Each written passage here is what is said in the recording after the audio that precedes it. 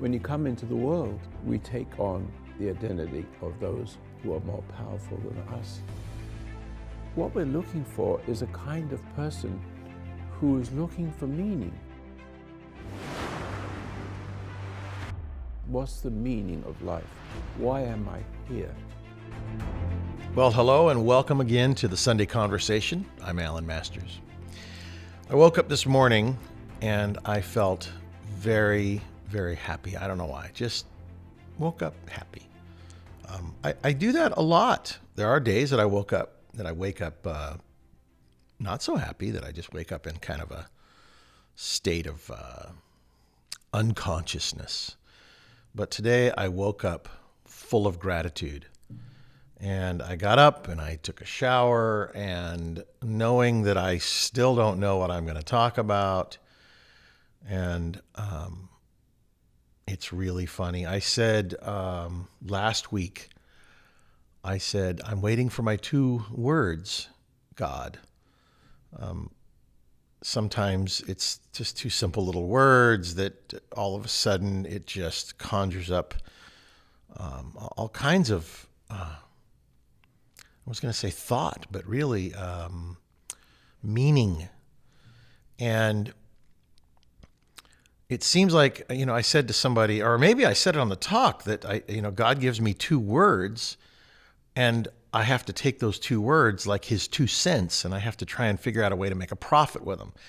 And it's funny because a friend of mine came by and said, well, that's the way your father was. He was, born into a Jewish family, and they're all about, the money and making money. And it's part of the DNA of, the Jewish people. They're good with money. I've not always been good with money, but I'm good with money now. But it's funny because the more I thought about it, I thought, well, let's change it from money, because the love of money is the root of all evil. Let's just take money out of it. Let's say that God gave me his 2 seeds instead of 2 cents. 2 seeds. And he plants those 2 seeds in my heart.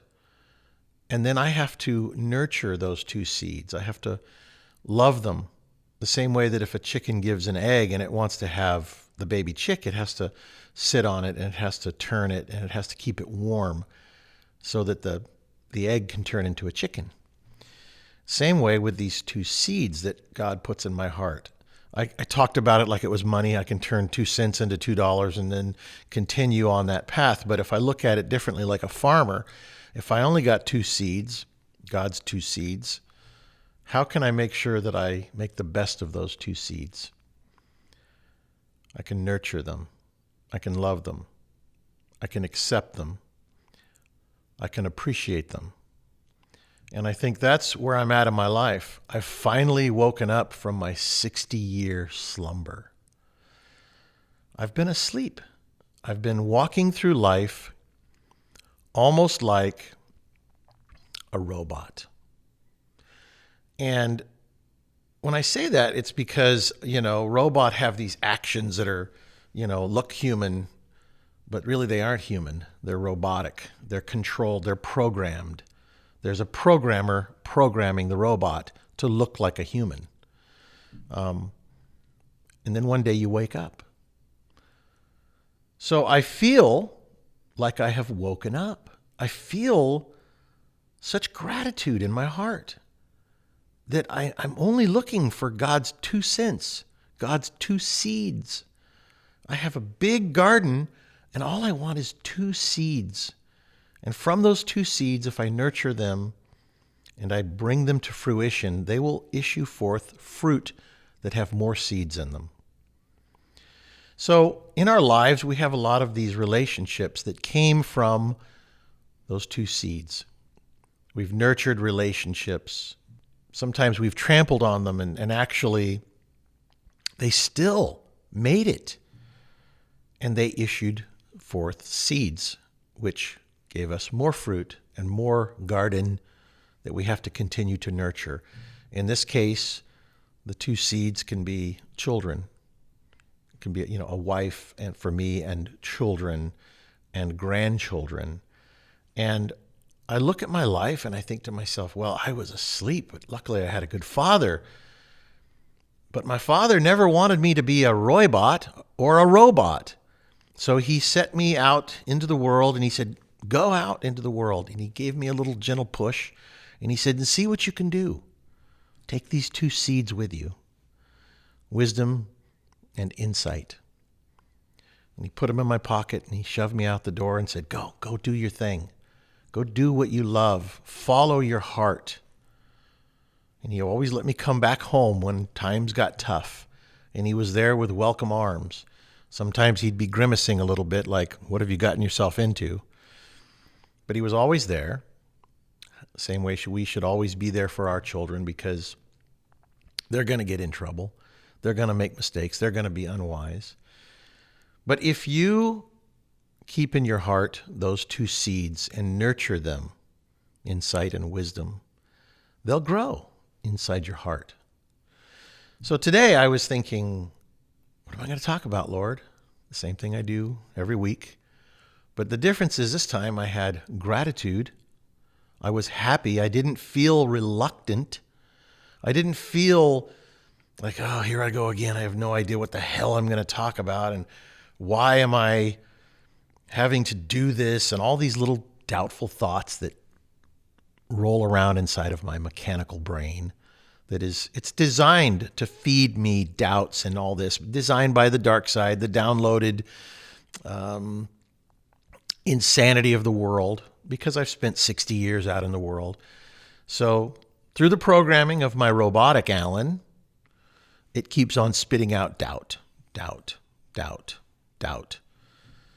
questioning my capabilities, questioning my motives, questioning my ability to deliver on the goods. But I don't have to deliver on the goods. I don't have to deliver. Because if this book is true, he's got his hand on my heart. All I have to do is accept that. Repent of my old ways, accept the new ways. Accept that Jesus died on the cross for me and you and all of us. Life to me is interesting because I'm seeing it differently for the first time. All of a sudden, like a little child, I'm looking at everything going, wow, wow, wow. And I'm looking for the answers to all those questions that I really never asked. Thought about a little tiny bit, but really never asked. And now I'm starting to ask. The same way a little child will look you right in the eye and say, why, Daddy? Why, Mommy? And you have to think about the answer. You can't just brush them off and say, because I said so. So this morning, I got ready, and which you can see I didn't spend much energy because I just put on an old T-shirt and a work jacket, because after this I'm going to go out and I'm going to do some moving around in this plaza that I own, and I plan on working. I have blue jeans on and I have my truck and my trailer outside. And I thought about it. I thought, should I put a jacket on and a suit? And I thought, no, that's all right. I don't think it's necessary. I want to honor my Father in heaven and not just dress nice to perfume the pig. I don't want to be the pig. I want my spirit to be pure. So I'm in the purification process, like a lot of us are.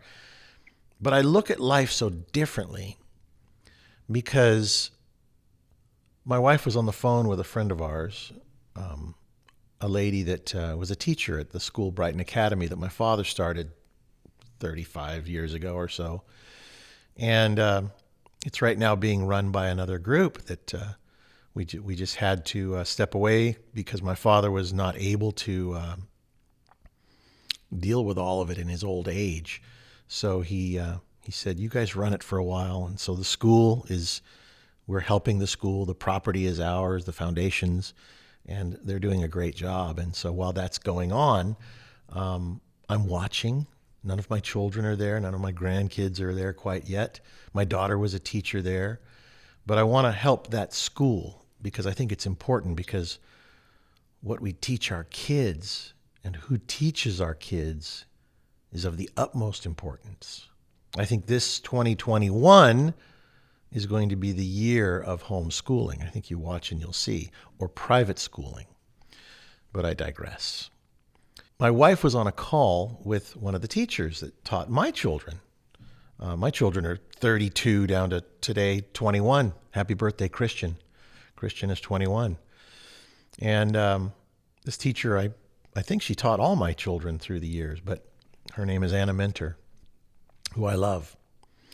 And my wife was talking to Anna, and I was about to walk out the door, and I had been waiting. I always waiting for my 2 seeds, my 2 cents, my 2 words from God.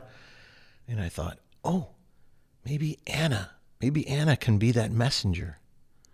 So I said to my wife, let me talk to Anna. And I said, hi, Anna. She says, hi. I said, I just need 1 or 2 words from you. 1 or 2 words. Because I'm about to go do the Sunday conversation. And I'm just wondering, who's going to deliver those 2 words or those 2 seeds to my soul today? I used to drive along and I'd see a baby lamb in the field, bright white. And I don't know what that means. And one more time, I'm driving to Sunday talk and I see a bright white cow, baby cow, just born, bright white. All these black cows, bright white baby cow. I took pictures this time. But I wasn't completely woken up yet. I'm in that process of that waking up period from my 60 years of slumber. So Anna says, gratitude. And I said, oh, that's in my heart. Gratitude is in my heart. That's already in my heart. I said, okay, that's affirmation. I'll talk about gratitude. So I talk about gratitude. And I'm very grateful. I'm very grateful for my whole life, the good, the bad, and the ugly. And there's a lot of ugly, and there's a lot of bad, and there's a lot of good. But I'm grateful for all of it because it took all of that to make me who I am today. All those experiences, even the ones that I didn't like, the ones that I endured. I had to go through a lawsuit with a huge corporation for 1.5 years, and it costs, there's a lot of zeros behind it, and I got it all back. But I endured all that because I needed to learn that lesson. That was college. That was Allen's legal college, to go through all this legal mumbo jumbo so that I could learn an incredible, important lesson. I didn't like it, but God knew I needed it, so he gave me this tough time to go through, this interesting time. So I look at my life and I'm very happy. I'm very grateful. I have gratitude. So I said, okay, but is there another word? Because, maybe, that's affirmation for, gratitude. And then Anna said, I heard a Books on Tape, and she goes, and it really touched me. And it was, be unoffendable. And I went, that's it. Be unoffendable. And I thought, that's it. That's it. Now I have even more gratitude because God delivered the message to be unoffendable through Anna Mentor. But it also gave me something else. Because yes, we must be unoffendable. And yes, we must have gratitude. And then, as I was pondering this whole thing about, well, that message came from Anna. And maybe it's supposed to be gratitude. Should I talk about being unoffendable? Because that's really important, and I'm getting somewhere, so follow me. Being unoffendable is really important. Look at the president. He has to live his life and be unoffendable because every day he's being offended and attacked by everyone except a small circle around him. And he doesn't react very good to some of this stuff, and then he says things he regrets later. But you know what? It wasn't that, so push that aside. I'll tell you what I came to. And it's pretty darn cool. And I don't even know if it's right, so here I go. God said into my heart that each one of us is a conduit of his love. Like fiber optics. Have you ever seen fiber optics? If they cut open a fiber optic line and open it up and spread it out, it's hundreds of little tiny lines, each one with a little bit of light coming through there. Fiber optics. It's delivered down this tiny little glass tube, I guess, and the light travels down through this little glass tube and it delivers the message. Fiber optics. And I thought, I'm not a scientist. I don't know if that's exactly right, but I think I've seen those fiber optics, cut open to where they're spread open and there's light coming out of the tip of each one. But this is the message that was put in my heart, that each one of us are here in the same way, that for our mind's sake, so that we can understand the delivery mechanism, we are like tiny little fiber optic human beings to deliver the light, the message. And I saw it in my mind's eye, in my heart, and I understood that we are all deliverers of His message, of His light. And I thought, now that is cool. That is cool. And I thought to myself, well, that's what I want to be. I want to be a conduit. So I've always looked at like a conduit, like an electrical conduit or a piece of PVC pipe conduit. But all of a sudden I have this new vision in my mind of fiber optics, the deliverer of the light and the message. And that's what we all are. That's what Anna Minter was for me. She delivered the little message, unoffendable, to be unoffendable. She delivered and affirmed gratitude, of which I was already feeling. But more importantly, that interaction with her was the purpose of the conversation for me to understand each one of us, you and all of us, are fiber optic. We are the deliverers of the light to each other and to the world. We are His conduit, but not sewer pipes. Sewer pipes are for the other guy. God delivers light, truth, gratitude. And I guess what I'm supposed to say next is be unoffendable, because you've got God sending through you the light, the truth, which, what more could you ask for on this earth? What more could you want than to be a deliverer of His message, of His light? And then I thought, here comes doubt. I thought, well, I'm not a scientist. I don't know science. I don't understand. I don't know. What is fiber optic? How does it work? The science people will go, oh, that's not how it works. Here's how it works. But see, it doesn't matter if the science is exactly right. It doesn't matter if the way I explained it is not scientifically exactly right.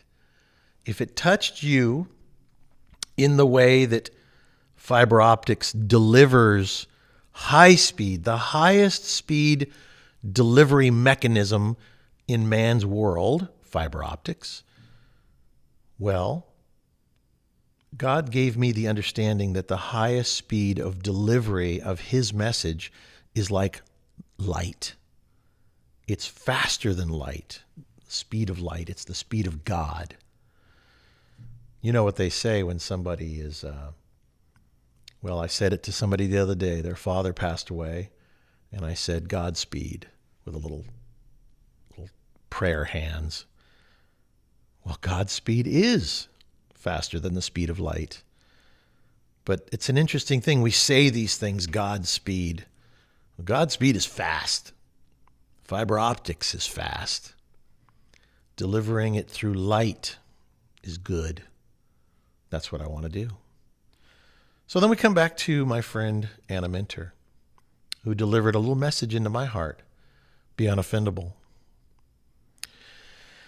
And I thought to myself, that's a whole nother awesome topic. So now that we've gotten past God's two seeds, God's 2 cents, God's little message, he's sending these messages through us all in little tiny fiber optic light things. The question is, do we see them? Do we understand them? Are we still in our own slumber? Are you waking up from your slumber? Please join me on this journey that I'm going on, because I'm pretty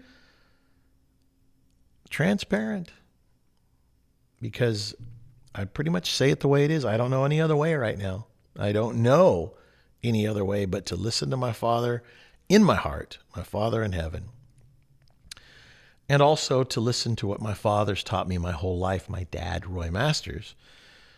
All these things that I never understood, I used to always think, what does that mean? I don't understand that. Why does he say that? And some of the things I still disagree with. I think, that's not right. That's not how you do that. But I'm smart enough to know that I don't know.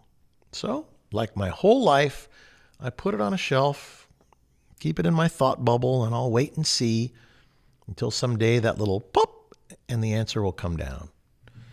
Because I love my Father. I don't always understand my Father on this earth. I have not always understood him. I love my Father in heaven. I have not always understood how life works. You hear people all the time, why, God, why? Well, we don't understand why. When someone commits suicide, when someone gets killed in a car crash, when someone falls off a cliff and dies, we don't understand why. But if we know that God has a purpose for everything that happens in this world, and that ripple effect ripples out, then we take comfort in going, okay, well, I don't know, but I know he does. That ripple effect is an interesting thing. My friend Anna Minter, she taught my children when they were just little kids in school. But she had love in her heart. I knew it. It was unquestionable. I loved her at that time, and I love her now. And I said to her this morning, I said, she's not a teacher anymore at the school. And I realized that there's a little bit of her in my children. The DNA of her love, the DNA of her gratitude towards life is in my children. And there is another part of the conversation for today. I recognize that love, and I put my children in her hands to teach the basics of, reading, writing, and arithmetic, and whatever else they taught, just virtues and values. Those were important at the time, and I hope that they are still now with the school, Brighton Academy, that is here in our small town of Grants Pass, Oregon. But here's what I want to say, is that we are responsible not to just conveniently put our kids into school and say, go learn, go to school, get out of my hair. Especially when they're really young, we are responsible to put them in the hands of loving people, caring people. And that's what I did. And I see today that my children, because of this, well, not just Anna, a few good teachers there, my kids are freer. They're freer than I was. And so they have that little extra something in life, that little edge. Some people would say, well, they were born with a silver spoon in their mouth. No. I had to go through my hard times, and they were right with me when I went through my hard times. I was talking the other night about 25 years or so ago, I had a really tough time in my life. They changed some laws, and my whole business just evaporated in front of me. And one of my children, Jonathan, who just in July turned 25, 24, 25, whatever it is. He was born at home at my father's house because I had moved in with my father with a pregnant wife and 2 kids. And I was so busy trying to pay off my debts and things that I was late because I was selling a building. And I was late to my wife, who was telling me, it's time, texting me, 911. And I got home just in time to deliver my own baby on the floor at my dad's house, just me and my wife. So I'll tell you, I've been through hard times. It was those hard times that have given me the understanding and the depth of character that I do have today, which, like I said, I wouldn't change any of that. I wouldn't change any of that. That was my road. I'm not angry at it. It would have been nice to be born with a silver spoon in my mouth and have lots of money just handed to me, but that wasn't my dad. If we popped our basketball, which we did on the palm tree, we went to my dad and said, Dad, we need $20 we need some money for a basketball. And my dad, he says, all right. And he gave me 50 cents. And me and my brother looked at each other and we're like, Dad, a basketball is like $20. Well, he was still back in the 30s and 40s. And he's like, well, then go out and earn the money. I'm not going to pay for that. You should have been more careful and not popped your basketball. You go out and earn the money if you want a new basketball. He wasn't the kind of dad that would just give us everything.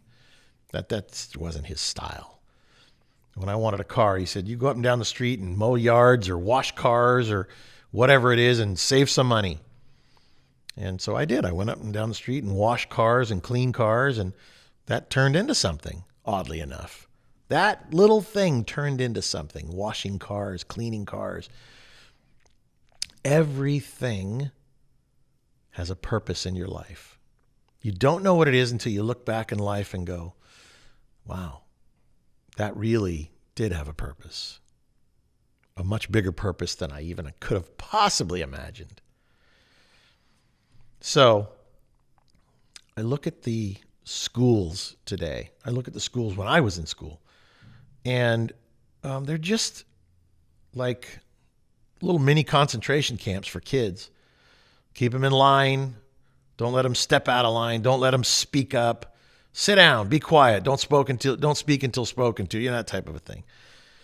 And that wasn't the way I brought up. So I didn't know how to do that. I didn't really do that well in school. And I suffered for that too. But everything happens for a reason. A guy got into an argument with me the other day on texting, my electrician. I sent him a meme of, who was it? Oh, it was Mike Pence.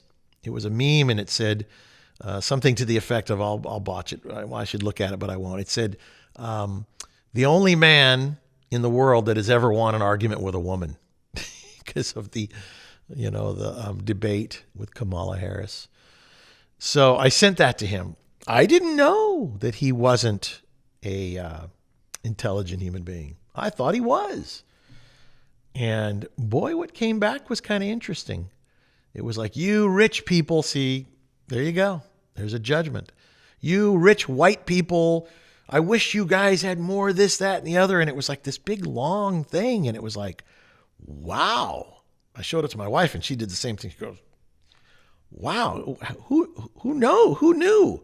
You think you have people that are working for you, that like you, that respect you, that but they're putting on a face. They're putting on a face. What do they really think? Who are they really behind the facade that I've talked about on this show? The facade of life that we show the world. What are they really like? So I was confronted. I had to figure out, how do I deal with this one now? Because now I know that he has an opposing view on politics and many things in life. So the conversation went back and forth, and I can't remember. It was a bunch of different conversations, comments going back and forth. And I thought to myself, I really like this guy. He's a good guy. He's just mixed up. And I said something to him. I said, as a man thinketh, so shall he be. And I said, you need to think like a rich man and don't think like a poor achanabish, as my dad would say, oh, poor me. This man's an electrician. He makes good money. I pay huge bills to have him do his work. Where is his money? Does he squander it and waste it? Has he not been wise with his money? Will he ever be a rich man with money? If he does not look at life differently, he will never have the riches that God has for him, nor on this earth, which is nice things, houses, cars, whatever it might be. Not that that really matters. Really, what God has for us is far more valuable than what we can ever acquire here on earth. But I said, as a man thinketh, so shall he be. I said, you need to think like a rich white man, since he's white. And so the conversation went on, and he says, well, this, that, and the other. And I guess once he got it out, he felt a little relieved. And then I said a few things that were not combative, but were thought-provoking. And at the end, I said, I love you anyway. I said, I know you're a good man. I know you probably needed to say that because it was a weekend. See, he's like not on the job. I sent him this meme at night, like a friend would send to another friend. And I thought he was my friend. And actually, it isn't that he is my friend. It's that I needed to be his friend in that moment and allow him to spew his anger and be unoffendable. So back to Anna Mentor. Thank you, Anna, because that is how we need to be, unoffendable. Because I didn't take offense, because at first my little brain goes, oh, you're just going to have to crush this guy, right? That's not love. That's an eye for an eye. So I had to be his friend. I had to have the love in my heart. I had to share with him the wisdom and the love that God put in my heart in such a way that I could free him from his judgment of, dare I say, the rich white man. Part of what I said is, well, I'm a high school dropout, which I am. I quit school to start working on cars, which started when I wanted to buy a basketball. And my dad says, go up and down the street and wash people's cars for a few dollars, which turned into quite a business after a while. And I ended up buying lots of cars. I said, I don't think I've done that bad for a high school dropout. I said, but if I had your attitude, I would have never been able to think like the rich man if I hated him for being rich. That's what America's about. We all have the same opportunity to be that rich man. I don't want to be rich with things. These things are just things. I'm a caretaker of these things because these are not my riches that I want. These are just buildings and things and cars and stupid things that when I'm gone, they'll be somebody else's things. The riches I want are of the spirit, of the heart, of the soul. I want to be able to spread the riches that are of this kingdom in my heart that is of heaven. And if I put all, the story, if I put all my energy into the riches on earth, then I'm not going to have the riches in heaven. So these things that I take care of, I want to be a good caretaker. I want to be a good shepherd of my children and my flock, which is the people that are in my little plaza. I mean, I'm 60 years old. I've worked, and I finally have a little something that is such a good teacher to me in all things that I do, in all the decisions I have to make with each one of the tenants and all that.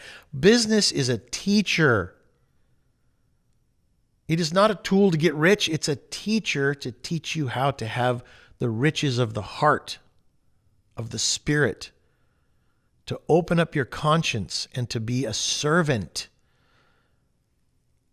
Oddly enough, I'm the hardest working person in this plaza. I pick up trash.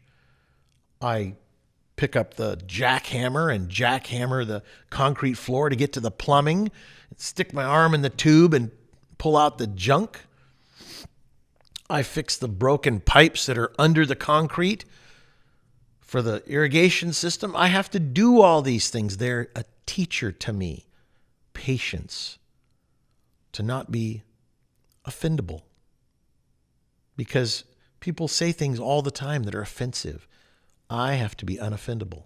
I have to be unoffendable to my own self, to my own head that says offensive things to me. You're stupid. You don't know what the heck you're talking about.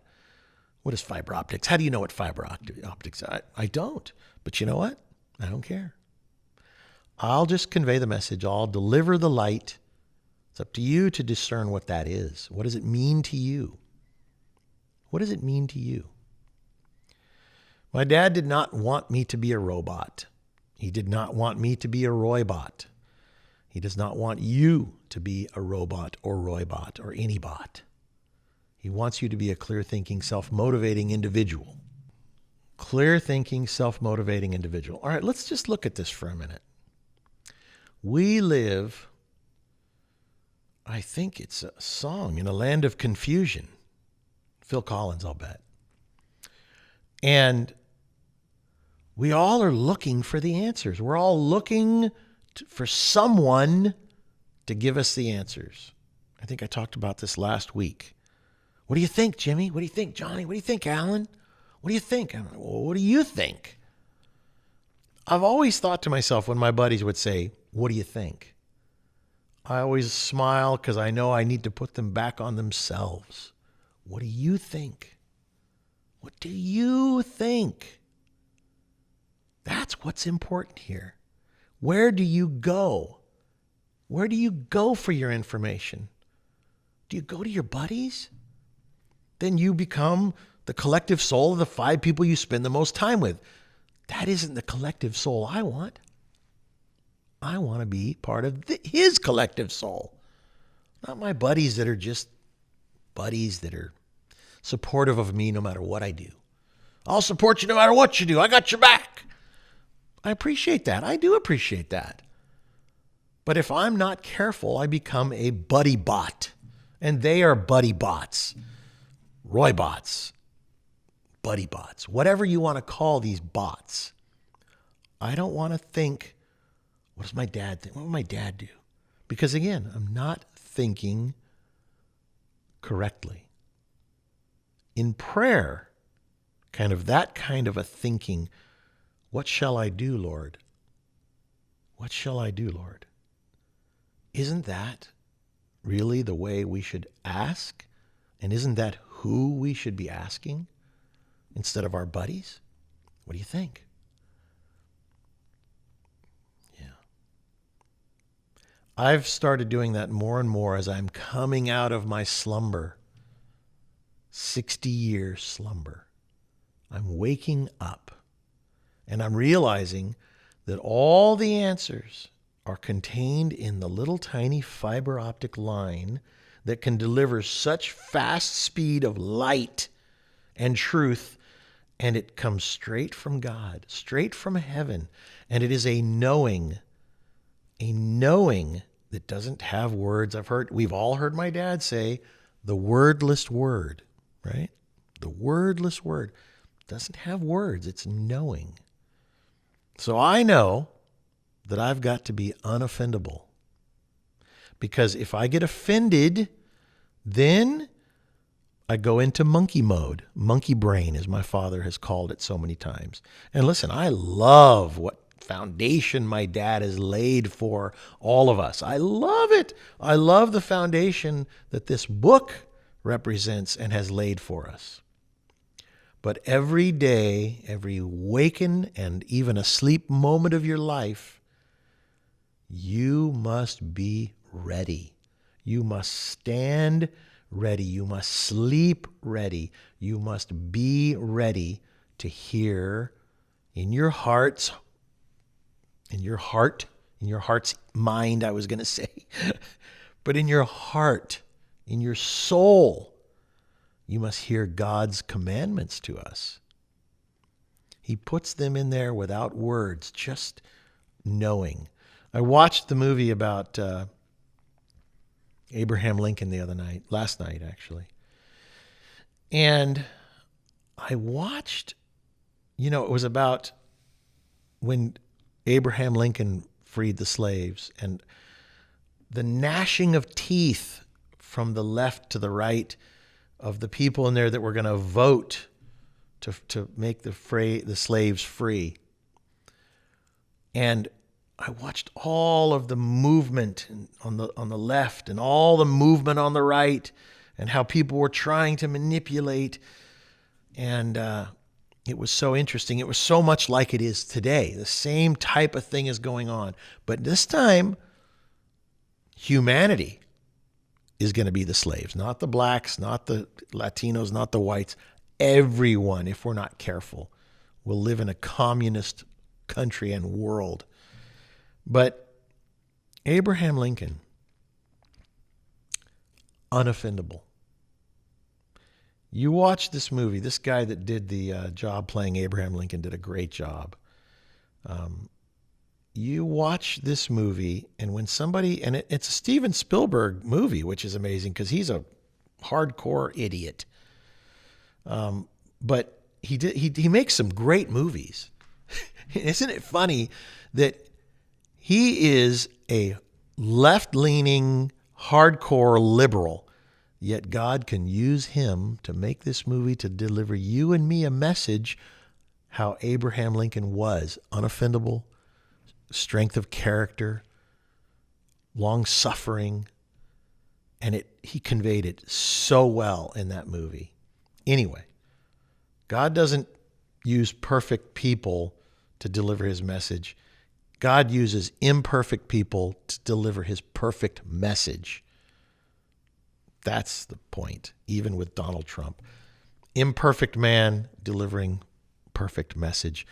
The big message, the big picture, not those messages individually. Don't get caught up in the weeds. It's the overall message. Life, liberty, and justice.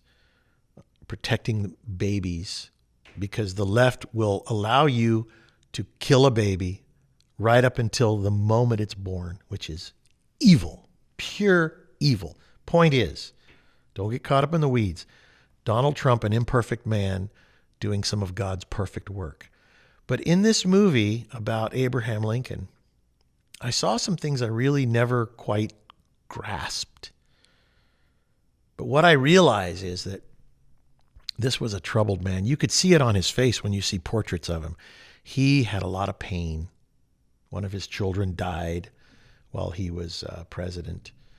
And he had his other little kid running around the White House. The wife was just nagging on him all the time, just pulling and nagging. And this man had an incredible amount of stress. And you see it in his face. And the actor, forgive me, I can't think of his name, did a fantastic job of portraying that. But what I watched as all of this was going on, as they were voting in 1865, God had his hand in what was going on. But he allowed all of this gnashing of teeth and all of this arguing and craziness. And that's what we're dealing with right now in this world. The exact same thing. But in the end, God prevails. In the end, God prevails. And so what I saw there that I think is so important in the message I want to deliver in this Be Unoffendable is that no matter what people said to Abraham Lincoln, Honest Abe, he always had a story that he wanted to tell, a story that had a meaning behind it, kind of like Abraham Lincoln's parables, like Jesus and the parables of Jesus. He always had a story he wanted to tell that would make a point, and he would laugh. And he'd say, I like that story. Now, we don't know if that's exactly what happened because it was, a jillion years ago. But the reality is the movie portrayed something powerful to me, which is Be Unoffendable. Came from Anna Minter's lips this morning. She didn't know I watched this movie last night. And I was even thinking in my heart, that's how you got to be. You have to be, as my father has always said, the four-letter word, calm. You've always got to be calm. Rudyard Kipling said it in his poem, If. And I love that poem. And he's also the author of the movie Jungle Book, which as a little boy in 1967, when the movie came out, I remember thinking, oh, the snake. There's evil in the world, like the Garden of Eden, the snake that tempted Eve. It's like all these things are what make up me and you.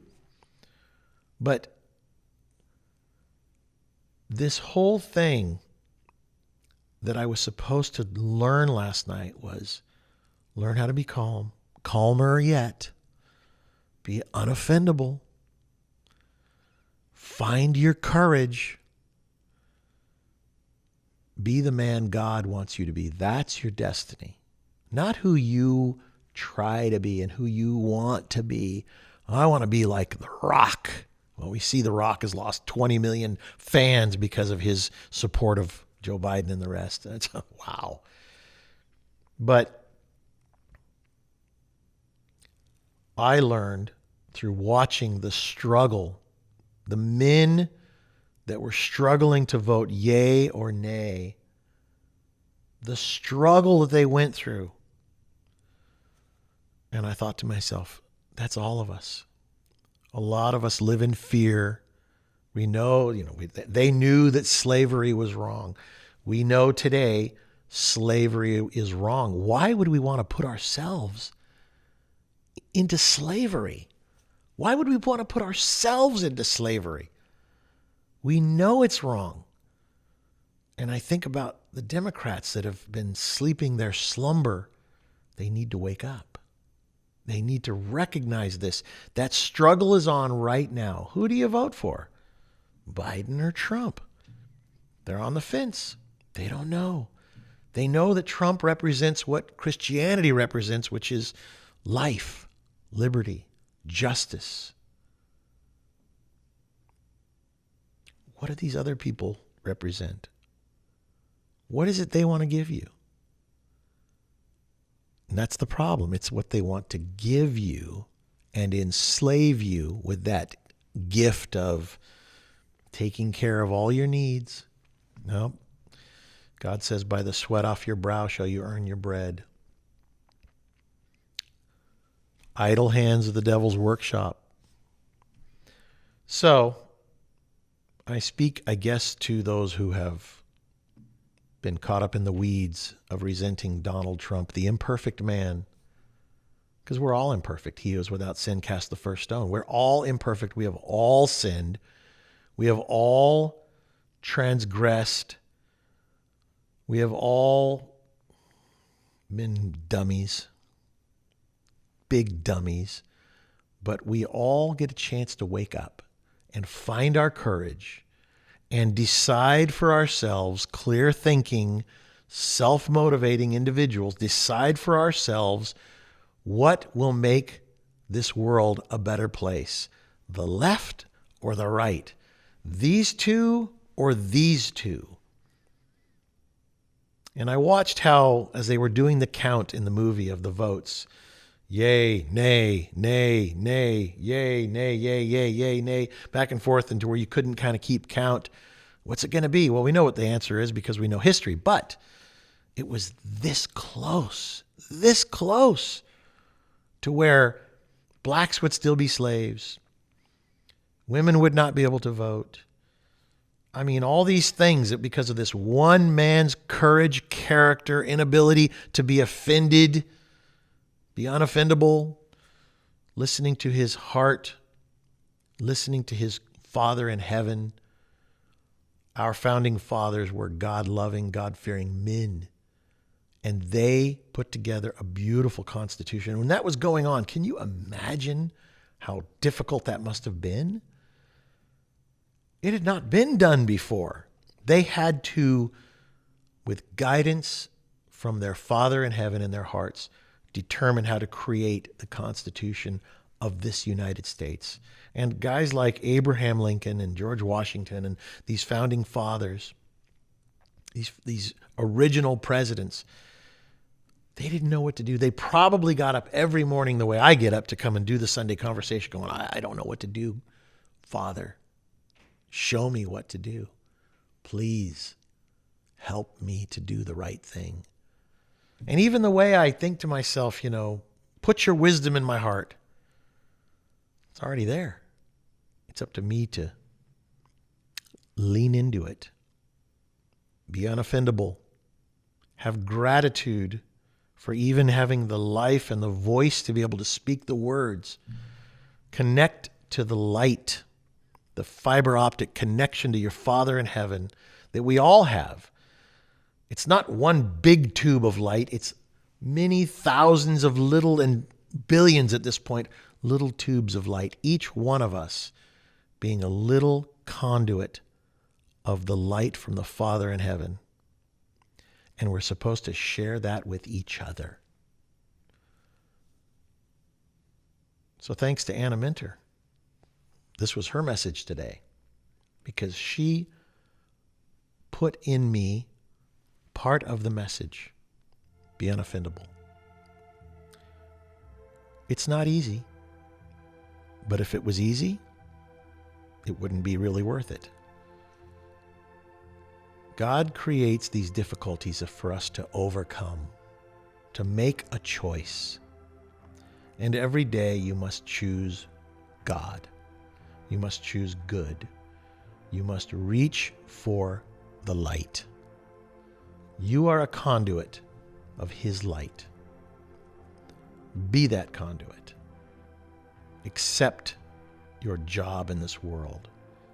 Your vote counts. Your voice counts, because ultimately, you're the voice of God. See you next week.